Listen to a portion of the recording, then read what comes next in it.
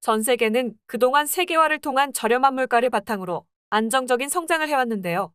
세계화는 각 나라의 특징을 살려 저렴하게 물건을 생산해 전 세계로 공급하는 방법입니다. 예를 들면 삼성이 중국에 공장을 세워 저렴한 인건비로 제품을 생산하고 미국이 넓은 땅으로 옥수수를 대량 생산해 저렴한 가격으로 세계로 수출하는 것입니다. 만약 한국에서 옥수수를 생산했다면 생산 비용이 높아 미국처럼 수출을 할 수 없을 것입니다. 이렇게 각 나라들의 특징을 이용해 저렴하게 생산한 제품이 그동안 물가를 안정시켜 왔는데요. 그중 베트남은 세계화에 가장 큰 수혜를 입은 국가 중 하나입니다. 선진국들이 생산비 절감과 가격 경쟁력을 확보하기 위해 공장을 돌릴 수 있는 나라에 선택되었기 때문입니다. 그래서 베트남은 현재 동남아시아 지역의 대표 제조국으로 자리 잡을 수 있었습니다. 베트남이 욕심이 많은 것은 다들 알고 계실 텐데요. 베트남은 롤모델인 중국보다 더 빠른 속도의 경제 성장을 하기 위해 약 243억 달러에 달하는 초대형 국가 인프라 사업을 꺼내 들었습니다. 한국은 물론 전 세계의 수많은 건설사들이 달려들 것으로 예상했으나 전혀 예상치 못한 뜻밖의 상황이 펼쳐졌다고 합니다. 영상 시작하겠습니다.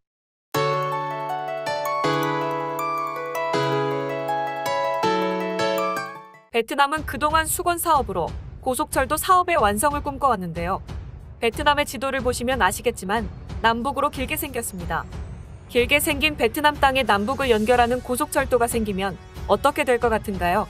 아마 교통의 이득은 물론이고 관광산업에도 큰 영향을 가져올 것입니다. 그동안 베트남 정부는 자국에 가장 많은 투자를 해온 한국을 사회 전반의 인프라 건설에 항상 참여시키는 모습을 보여줬습니다. 베트남이 이렇게까지 한국 기업을 적극 참여시키는 데는 한국의 뛰어난 기술력을 눈으로 봤기 때문인데요. 전 세계 사람들이 불가능하다는 리비아 대수로 건설을 동아건설이 수주했고 삼성물산이 지은 828m의 부르즈 알리파 빌딩, 엄청난 기술력을 요했던 싱가포르의 마리나 베이 샌즈 호텔 등 정말 세계에서 내놓으라 하는 인프라 시설을 한국이 만들어냈습니다. 이번 베트남의 남과 북을 잇는 초대형 국가 인프라 사업도 한국 측에 참여할 것을 요청했는데요. 그런데 막상 한국은 243억 달러에 달하는 거대 프로젝트에 뜻밖의 반응을 보였습니다.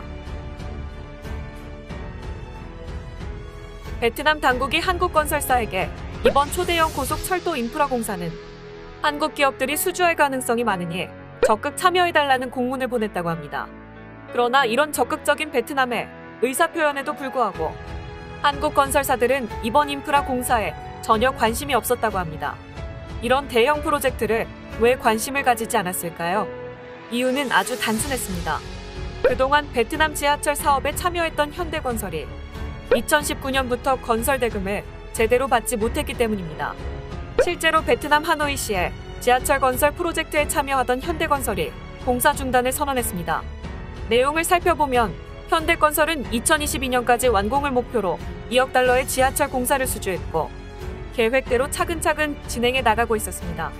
하지만 베트남의 정치적인 충돌과 주민들의 보상 문제가 겹치면서 베트남 당국이 건설 대금을 차일피일 미뤄 받지 못한 공사 대금이 상당하다고 전해집니다. 현대건설은 베트남의 일반 기업이 아닌 하노이시와 직접 맺은 계약인데 이런 상황이 벌어질 것이라고는 상상도 못했다고 합니다. 하노이시와 같은 상황은 한두 번이 아니었습니다. 베트남 호치민시에서도 같은 일이 반복되었는데요. 호치민시의 지하철 2호선 공사는 더욱더 심각한 상황이었습니다. 호치민의 2호선 지하철 건설은 11km에 불과한데 비용 문제로 10년 동안 완공을 못하고 있기 때문입니다. 이런 상황은 업계 관계자들을 당혹시키고 있습니다. 호치민 지하철 사업은 원래 사업비가 13억 달러 정도였다고 합니다. 그러나 사업이 계속해서 지연되어서 공사비는 천문학적으로 늘어났는데요. 무려 공사비가 21억 달러로 늘어나 기존 13억 달러의 거의 2배가 늘어난 실정입니다.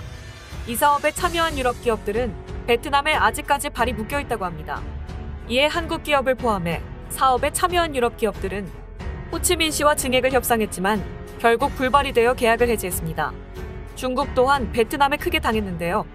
하노이의 지하철 공사 중 13km 구간을 수주해 2008년에 시작해 2013년에 마무리할 계획이었지만 베트남의 비협조적인 태도로 인해 2019년이 되어서야 시운전을 했다고 합니다.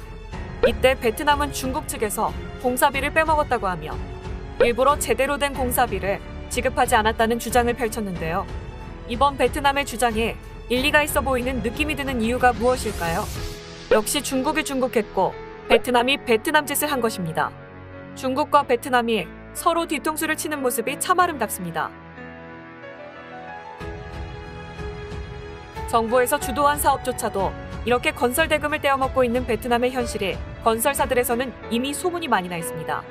베트남 정부는 고속철도 인프라 구축 뒤에 추가로 하노이에서 나트랑까지 대규모 개발 공사를 할 것이라는 계획을 발표했는데요. 이에 사전 입찰에 참여한 곳을 보면 중국과 베트남 기업 등 저급한 품질의 건설사들이 대부분이었고, 한국과 같은 경험과 기술력을 보유한 건설사들은 사전 입찰에 참여하지 않았다고 합니다. 당혹한 베트남 정부는 어쩔 수 없이 일본의 도움을 요청했는데요.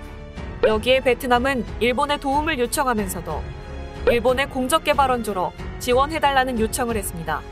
즉 공사를 하면서 일본 정부의 돈으로 사업을 진행해 인프라 시설을 날로 먹겠다는 신보입니다. 이렇게 베트남의 황당한 요구를 일본은 들어줄 전망인데요. 작년 11월 24일 기시다 후미오 일본 총리와 판민진 베트남 총리는 정상회담 직후 2050년까지 탄소 중립을 실현한다는 베트남 정부의 목표 실현을 위해 양자가 협력해 나가기로 했다는 내용이 담긴 공동성명을 발표했습니다. 베트남의 에너지 전환을 위한 로드맵 수립 등을 일본이 전면적으로 지원해 나가기로 한 것인데요. 이런 공동성명을 빌미로 베트남은 일본의 공적개발원조를 요구한 것입니다. 일본은 지금 엄청 후회하고 있을 텐데요. 베트남이 정말로 공적개발원조를 요청할지는 생각도 못했을 것입니다. 여기서 쓸데없는 약속은 하지 말라는 교훈을 다시 한번 깨닫게 됩니다. 일본 현지에서는 이번 베트남 고속철도 사업을 맡을 것에 대한 우려를 쏟아내고 있습니다. 만약 베트남 고속철도 사업을 진행하게 된다면 국가적 재앙이 나올 수 있다고 보고 있는 것입니다. 베트남 고속철도 공사의 길이는 1,500km 정도로 상당히 긴 공사가 예상됩니다.